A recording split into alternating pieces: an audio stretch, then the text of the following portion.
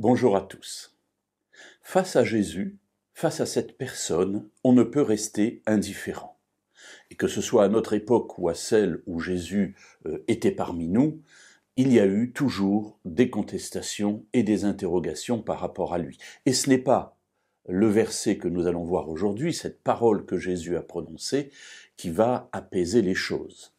Dans l'Évangile selon Jean, au chapitre 9, et au verset 39, Jésus dit à ses auditeurs « Je suis venu dans ce monde pour un jugement, afin que ceux qui ne voient pas voient, et que ceux qui voient deviennent aveugles. » Alors voilà quand même quelque chose d'un peu paradoxal et d'un petit peu violent.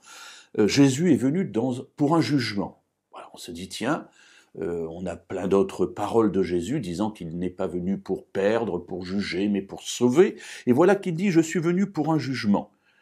Et le jugement est exprimé d'une manière aussi étonnante, afin que ceux qui ne voient pas voient, et que ceux qui voient deviennent aveugles.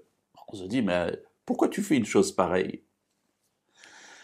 Alors en fait, derrière cette parole, il y a une réalité très simple, c'est que face à la parole de Dieu, qu'elle soit écrite ou qu'elle soit visible au travers de Jésus, qui est la parole de Dieu, pour reprendre une terminologie des évangiles, qui a été faite chair, c'est-à-dire qui a habité parmi nous, qui a été visible, qui a pu exprimer par sa vie, par ses actes, par ses paroles, la volonté même de Dieu, eh bien face à un tel personnage, il y a obligatoirement une prise de position.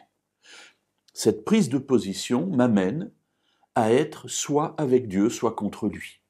Ce n'est pas Dieu qui juge en disant « bien toi, parce que je ne t'aime pas, tu seras perdu et toi tu seras sauvé », mais ce sont mes actes, mes engagements, ma volonté qui fait qu'à un moment donné, j'accepte de marcher avec Dieu ou au contraire, je refuse. Ainsi, Jésus est là pour un jugement.